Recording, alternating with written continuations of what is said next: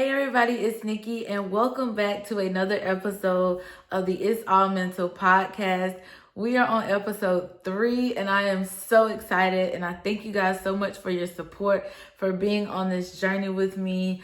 I love you guys. You guys have really been giving great feedback, been encouraging and uplifting. So thank you guys so much for your support as we journey on another episode of this podcast. Now, I did take a break last Sunday because of the new year, and I hope that everyone has had an amazing new year. I hope that 2024 is the year of prosperity, blessings, and all your goals, your wishes, and everything that you set out and aspire to become. I hope that it comes into fruition this year. It is your time. It is your season. So I pray that God blesses you immensely. So with that being said, we are back and we are not letting up. So make sure you guys tune in every Sunday because there will be a new episode every Sunday. So make sure you guys are tuning in and you subscribe to the channel so that you're notified when the episode goes up on my channel. Now today I will be writing this episode solo. As I said before, a lot of episodes I will be doing them alone, but every now and then I'll have a special guest to pop in and sit down and come and talk with me and have some good conversation. But today, like I said, we are riding this one solo. So thank you guys so much for coming back. As you could tell from that title, today we are going to be talking about being strong. When you are the strong friend, when you are that strong family member, when you are that strong person, the one that everybody leans on, the one that everybody comes to, and you're the person, you're the go-to, you're the number one for advice, for could be financial, or just because people are looking for comfort. So we're gonna be diving into that subject on today. So I have a few points that I want to hit, but first we want to define what is the strong person. What is the strong friend? What is that strong family member? What is the person that is the strongest? Like, what is that person? Let's define that person. For me, I feel like the strong person is the one that everybody goes to, whether it be for advice, whether it be for money, for comfort, or just for some type of upliftment. I think that that is a strong person. The person that everybody thinks has it all together, doesn't really go through anything, and if they do, then it doesn't bother them. They think they're okay all the time, and that strong people don't really have weak moments. I can say from personal experiences, I have been that person in my friend group for years. I have been the strong friend in my friend group for years. I've been the strong person. I've been the strong friend, the friend that you come to when you need advice, the friend that you come to when you need some encouragement, the friend that you come to when you just want to cry on my shoulder, you just need a hug, you need something good to get you through whatever situation that you're going through and that you're facing in your life. Like, I have been that friend. And I will say it hasn't been the best feeling. It really hasn't been the best feeling. In all of my friend groups, I have been the strong friend. It hasn't been easy, and there are times where I didn't like it. I didn't like being the strong friend because I felt like it was a lot of pressure. It was a whole lot of pressure to be the person that had it figured out all the time or had it together. And I think people started to think that I didn't go through anything because I was so good at putting on the brave face and really just, hey, we're going to get through it, and not really worrying about it. And I was the one that, I trust in God. My faith is going to carry me through.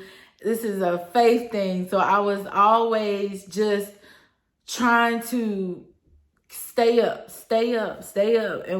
and not really showing people what I was really dealing with within myself, what I was really going through, and how there are days where I was hurting and I was having pains and I was going through stuff. So therefore people thought, oh, well, Nikki's not going through nothing because Nikki's fine. Nikki's not weak. Nikki's not sad. Nikki's not crying. She hasn't expressed that she's dealing with anything. So Nikki's gonna be fine. She's good. She's good. Which was completely false, because I was dealing with my own things. I was going through my own pressures of life and daily struggles. And I felt that no one recognized that. Nobody acknowledged that. They just think that I always had it together because I'm such a calm and mellowed out person. Now, I will break down in the comfort of my home, and when I'm praying and I'm crying out to God, that is typically where I'm the most vulnerable, because I trust God more than anyone here. Like, I trust God more than anyone and anything. So God is the one that I feel the most safe with. So that's where I'm the most vulnerable. And that's when I feel that I can cry and I can break down and I can just truly bear it all, bear my soul out, because I feel that God is my Father. God knows me. He knows what I'm thinking. He knows what I'm feeling. So if I'm going to break down, or if I'm going to have a meltdown, it's going to be with the Father. It's going to be with the one that comforts me and gives me the strength to go on.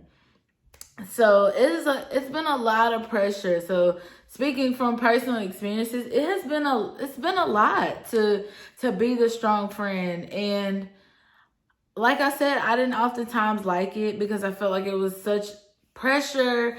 People felt like I wasn't really going through anything, and I oftentimes felt like unseen up until people needed me. And that was another thing that really bothered me. Just being a convenience because of my stress. So it felt like, okay, these people, they don't really need me until they're going through, and then they want to tap into Nikki. But when everything's fine, everything's good in life, so we're gonna go on about our own little way. We're gonna go on about our own little way. I would say it wasn't until I became an adult, a full grown adult, to where I actually started to learn how to set boundaries with people, and how I learned how to say, you know what? This person is not good for me. I'm noticing a pattern here. I'm noticing that this person only calls me when they need something. This person only calls me when they're going through a breakup. This person only calls me when they're going through stuff in life. This person only calls me when they stressed out about their job. This person calls me when they want to complain about their boyfriend and what he doing and what he ain't doing. So I really had to learn how to set a boundary and say, okay, you know what? Nope. This is not good for me. This person is not good for me. Because how many times has this person picked up the phone or call and say, Nikki, how are you doing? Are you okay? Are you good? Are you okay? Is everything all right? Like, how was your day today? How was work? How is everything going in your life? Are you dating? Are you, how's everything going? Just wanted to know truthfully and genuinely how I was doing and what was going on in my life at the time, and really just wanting to be invested in me. And like I said, it wasn't until I became a full adult where I learned how to set those boundaries, and I learned how to set those people apart. And I truly feel like if you are that type of person, I don't really need you in my space or my presence or my life, because what are you offering me? You're taking from me, but you're not offering anything back. And in this life, we need people. We need each other. We truly do. I'm not saying that you just don't need anybody and you can walk this life alone. You got you and Jesus. But I feel like you need people as well to get through this life. This life is hard. We are living in such crazy times. So you truly need some good, solid people in your life that are going to help you, especially when you're going through your time of need. But I'm also saying that you need to be mindful of who those people are. There's nothing wrong with spending time alone, spending time with yourself, but you also have to be mindful that You need people, but you need good people. You need solid people. You need people who are going to be there for you and have your best interest at heart. It shouldn't be take, and you're giving, and you're not receiving. So always make sure that you have those solid, rock solid people that are there for you, that are going to check in. You're checking in on them. And that's truly what friendship is about. That's truly what relationships are about. That's truly what family is about. It should never be one-sided. I would never want to enter in any one-sided friendships, relationships, or anything like that again. So you always want to make sure that you're being seen and you don't feel like you're being neglected in your friendship or your relationship or with any type of relationship that you're going through. I always want to make sure that you don't feel neglected, you don't feel unseen, and you want to make sure these people genuinely love and care about you. Nobody's going to be perfect. We're going to mess up sometimes. Everybody's not going to always get it right, but just making sure that you really have good people in your corner. You really have those good people, because a lot of times you can get so consumed in other people's lives that you forget yourself and you neglect yourself. So make sure you're not neglecting you either. Make sure you're taking care of yourself and that you are providing self-care for your own self. Which brings me to my next point: preserving your energy. Like, being a strong person, it requires a lot of energy. It takes a lot out of you. It takes a lot from you. So you want to always make sure that you're recharging, you're rejuvenating, and you're getting yourself back up. You're building yourself back up. You never want to be in a situation where you're giving so much of yourself that you have nothing left for you. You always want to make sure you preserve some of your energy. Even with people who give, having a long time is essential. Even if you're in a healthy relationship, or you have a healthy friendship, or you have healthy relationships with these family members and people that you love and you care about and you want to be there for, you still should make sure that you're preserving your energy as well. But you don't want to find yourself giving too much. Although they are giving, you don't want to find yourself just giving so much, and you're only getting just a little bit back, and then you're not taking time out for yourself. So it's very important to make sure you're providing self-care for you. That includes being alone. That includes going to the spa if you can, or sitting at home, meditation, drawing, journaling, reading the word, going out, being with nature, exercising, running. Like I said, even some like pamper treatments like spa, if it's just going to get a manicure, a pedicure, whatever it is that's positive, that makes you feel good, that makes you feel recharged, that gives you that strength to kind of get back up and keep going. It's what keeps you going, keeps you going, keeps you fueled, keeps you going. Like, just like with your car, you have to put gas in your car. Gas is essential for your car to run. Getting the oil change is essential for your car to run. Having tires, getting them rotated, that's essential for your car to go.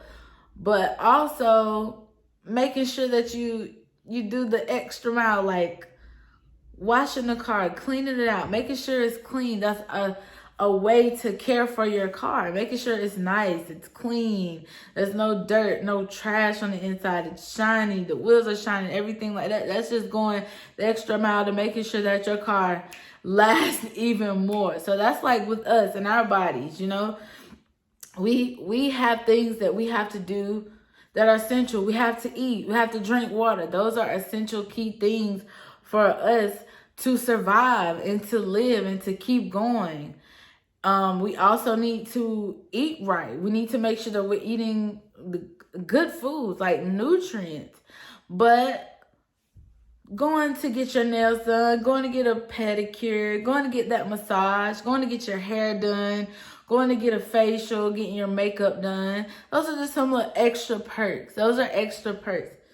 to help you along the way, to really give you some self-care, some time to pamper and really treat yourself. So also make sure you're not neglecting you. Just to circle back, make sure that you're preserving your energy. Make sure that you're not neglecting you. Make sure you're always focused on you and you're putting yourself at the forefront. It is okay to be a giver, but put yourself first. It is not selfish to put yourself first. It is not at all. Like, never.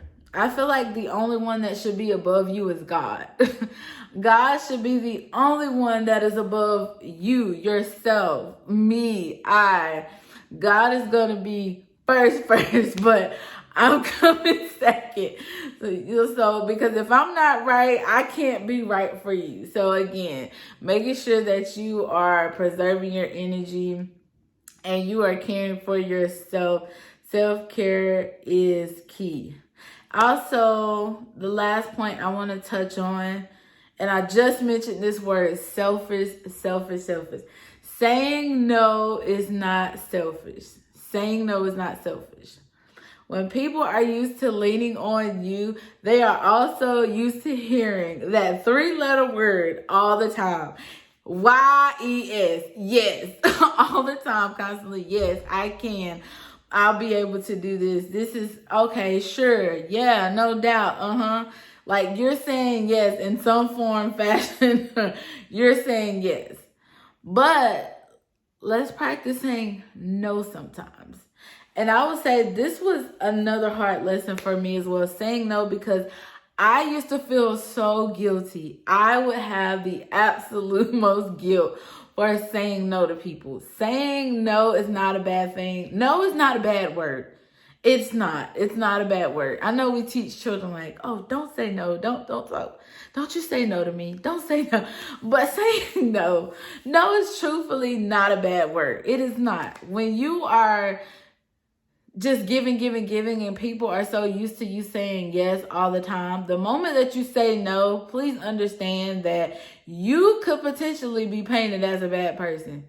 You could then become the bad person. You could then become a villain. You could then become just a monster because you said no this one time. Or you understand your worth and you're like, okay, this person is not serving me. Their presence doesn't serve anything in my life. They're not benefiting because they're not giving. I'm giving so much of myself to them, but they are absolutely pouring nothing into me. So I need to say no. For my mental health, I need to say no. For my emotional health, I need to say no. For my physical health at times, I need to say no. So please do understand that when you say no, people start to paint you out as a bad person. People are so strange. People are weird and they're so strange. And this is one of the reasons why I personally am not a people person. I don't have a lot of people around me. You will never find me in a setting where there are a bunch of people around me because that is just not how I operate. I can't function with a lot of people around me. I have anxiety and sometimes I feel like I may have a little social anxiety because I can't deal with crowds anymore, like large crowds of people. It makes me so anxious just being around a lot of people. So I'm a person, me personally, that has a small circle. I have a very small circle of people that are around me that I speak to often and come over and visit and that I hang out with and go different places with. But I always keep the circle small because people are funny. People are weird and people are a little crazy. I'm going to just keep it honest with you. People are really crazy. So when you say no and they're so used to you saying yes, they will potentially paint you out as a bad person. They could paint you out as a villain and could potentially no longer want to be friends, potentially don't want to be in a relationship with you anymore. And then they will also throw that selfish word at you. Oh, you're being so selfish. You're being so selfish. How am I being selfish when I have said yes to you all this time and the one time that I say no, I'm selfish. I'm a bad person. I'm a monster because I just can't do it, or I don't have the mental capacity to do it. I don't have the strength to do it right now. I don't have enough strength for myself, so I can't be what you need me to be right now. I need to be what's going to be best for me. So no, I am not selfish. No, I am not a bad person. No, I am not the villain. No, I am not a monster because I told you no. Just because you didn't get your way, that doesn't mean that you should go out and just paint me as this bad person, or you should try to make me feel bad about saying no. Like I said before, me personally, I've had a lot of issues with saying no to people, and just I was always yes, okay. Even if I was tired and people asked me, "Oh, can you go this place with me? Can you do this for me?" This and that. Could be worked all day. Could have had a bad day. Could have not be in the best of mood. But if you ask me, I'm gonna come. Or hey, can you come over? I'm going through this. Or my boyfriend just did this. Or I don't feel this good. Could you take me to here? Could we? I need that. I need.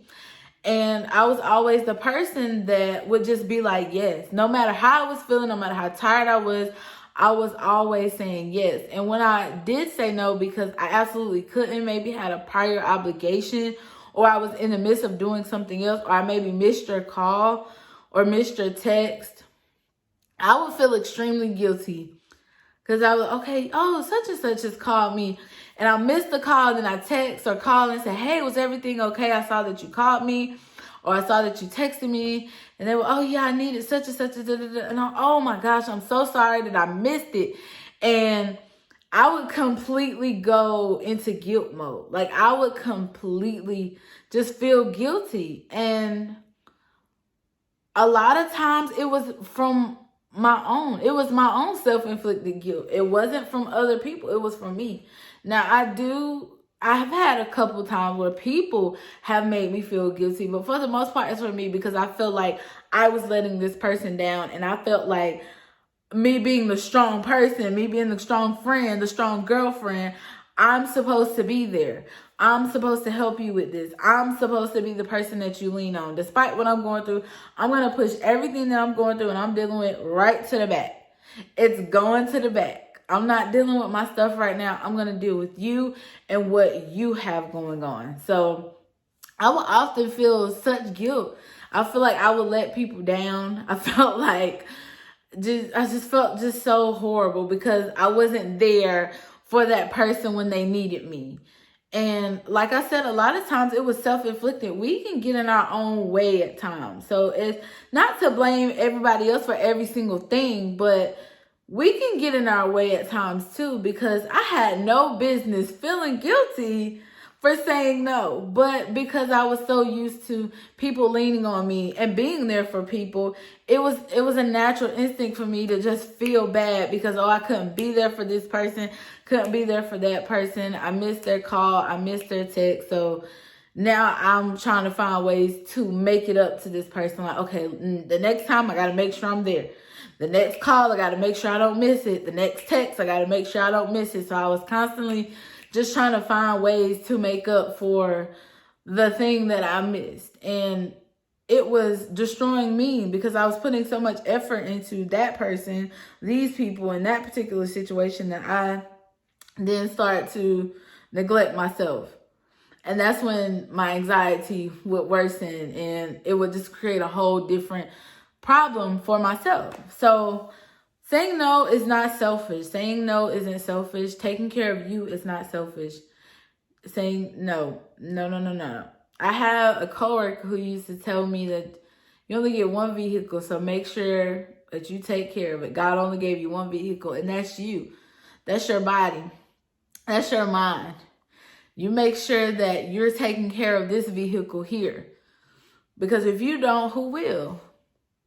Who's going to take care of you like you? You know you from the depths of you, so you're going to be able to take care of that vehicle. Keep that vehicle running. Give that vehicle some self-care. Give that vehicle some time, some alone time. And make sure you're always preserving your energy. Make sure you're taking care of you. So to circle back, it's okay if you've ever been in situations where you felt like you are that strong person and you're still struggling to get past that, and you, like me, you've been making yourself feel guilty, or even if you are still in the situation of being that person that everybody wants to lean on and wants to, go to all the time, just make sure that you're taking care of you first. And it's okay to say no, and sometimes you need to say no. Sometimes you need to say no, and that's okay.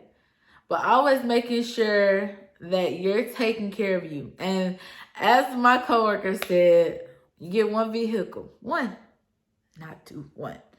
Or one. You get one vehicle. God gave you one vehicle. So make sure that you're taking care of it and you're taking care of you. And remember, it's okay not to be strong all the time. It's okay not to be the strong friend, the strong girlfriend, the strong boyfriend. It's okay. The strong cousin, the strong sister, the strong brother. It is okay. At the end of the day, make sure that you're just being you. You're being authentically and genuinely you. And you're pressing forward every day to become a better you. So, thank you guys so much for watching. I hope that this topic truly helps someone that may be in this situation, or someone that may have thought about this a time or two. I hope that this helps you and it really inspires you in some type of way. And if you guys have other topics that you want me to touch on as well, along with the topics that I have drafted up and wrote down and really talked to with other people, please make sure that you leave them in the comments down below, because I will be reading my comments and I will be responding to you guys in the comments. So let's go ahead and start a conversation in the comments. Are there any people out there who is considered a strong friend? How do you handle your friends? How do you handle your relationships and being a strong person and being the person that everybody goes to? Like, what do you do in those situations? So make sure you guys sound off in the comments. Let me know what you guys would like to see and for me to talk about. And I will see you guys in the next podcast. Thank you so much for watching, and I'll see you next time. Bye.